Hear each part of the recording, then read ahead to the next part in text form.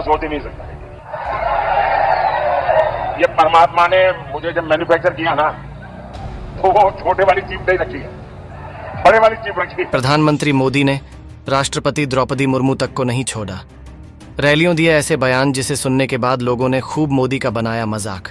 कुछ लोगों ने तो बोला कि अब बस करो मोदी जी, कितना झूठा बयान दोगे लोगों की वोट पाने के लिए।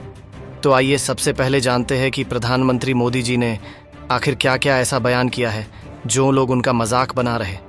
नरेंद्र मोदी ने अपने एक रैली में कहा, जब भगवान ने मुझे बनाया तो उन्होंने मुझ में छोटी नहीं बल्कि बड़ी चीप लगाई। इस वजह से मैं कभी छोटा नहीं सोच पाता। तो दोस्तों, प्रधानमंत्री जी तो छोटा सोच पाते नहीं तो छोटे गरीब लोगों की तकलीफें भी उन्हें कहाँ दिखती होगी। इसीलिए तो उनके दोस्तों के लिस्ट में अडानी, अंबानी जैसे बाढ़ बढ़े अरबपति है। और यही मैं सोचती थी कि आखिर मोदी जी कैसे इतनी बड़ी बड़ी बातें फेंक लेते हैं जो बिना सर पैर के। क्योंकि मोदी जी के बयान का डिटेल्स में जानकारी इकट्ठा करो तो सामने झूठ निकल के आता है। अब मोदी जी का दूसरा बयान सुनिए आप। उन्होंने कहा कि पहले की सरकारें केवल पाकिस्तान को फाइल ही भेज पाती थीं। आज हम अपने दुश्मनों को उनके ही देश में घुस कर मार रहे हैं। तो आपको बता दें कि शायद मोदी जी बीते इतिहास को शायद अच्छे से पढ़ा नहीं, इसीलिए मोदी जी ऐसा भाषण दे रहे हैं। मोदी जी ने सर्जिकल स्ट्राइक किया और उसका क्रेडिट लेकर चुनाव में वोट मांग रहे हैं। और उन शहीदों का क्या जो पुलवामा में मारे गए। दूसरी तरफ आपको बताते दे कि मोदी जी जो सर्जिकल स्ट्राइक से बेहद खुश हैं। बीते दिनों इंदिरा गांधी ने तो पाकिस्तान से युद्ध की घोषणा की थी और वो युद्ध को जीती भी थी, जिसमें 36,000 पाकिस्तानियों को बंदी भी बनाई थी। लेकिन मोदी जी को तो ये सब याद ही ना है। मोदी जी ने तीसरे बयान में क्या बोला है थोड़ा वो भी सुनिए आप। के नेता कह रहे हैं, प्रेस कॉन्फ्रेंस करके कहा, द्रौपदी मुर्मू जी का रामलला के दर्शन करने के लिए जाना, मंदिर में पूजा अर्चना करना, एक आदिवासी बेटी और देश की राष्ट्रपति रामलला के दर्शन करके आई।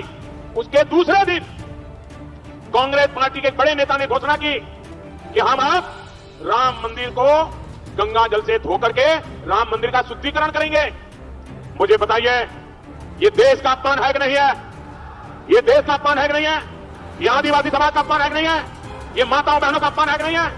मेरे देश की आदिवासी की बेटी, मेरे देश की राष्ट्रपति रामलला के दर्शन करने जाए, मंदिर में पूजा अर्चना करे और दूसरे दिन कांग्रेस घोषणा करे कि अब हम राम मंदिर का शुद्धिकरण करेंगे। भाइयों बहनों, ऐसे लोगों को भारत की राजनीति में रहने का हक है क्या? प्रधानमंत्री मोदी जी कह रहे हैं कि कांग्रेस के किसी बड़े नेता ने यह कहा है कि राम मंदिर में राष्ट्रपति द्रौपदी मुर्मू की गई, इसीलिए जब कांग्रेस की सरकार आएगी तो मंदिर का शुद्धिकरण किया जाएगा।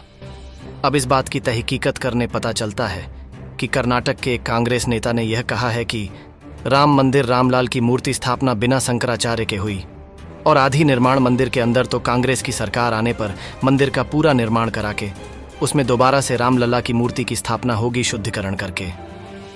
कांग्रेस नेता ने कुछ भी कहीं ऐसा नहीं कहा जैसा कि मोदी जी का बयान आया है सामने। अब मोदी जी के बड़े भाषण और धार्मिक भाषणों पर आपका क्या राय है? आप कमेंट बॉक्स में अपनी राय जरूर दें और इस वीडियो को अधिक से अधिक लोगों तक शेयर करें। और आपने अभी तक चैनल को सब्सक्राइब नहीं किया है तो सब्सक्राइब करके बेल आइकॉन को जरूर से दबा लीजिए। तब तक के लिए आपसे लेते हैं विदा। धन्यवाद।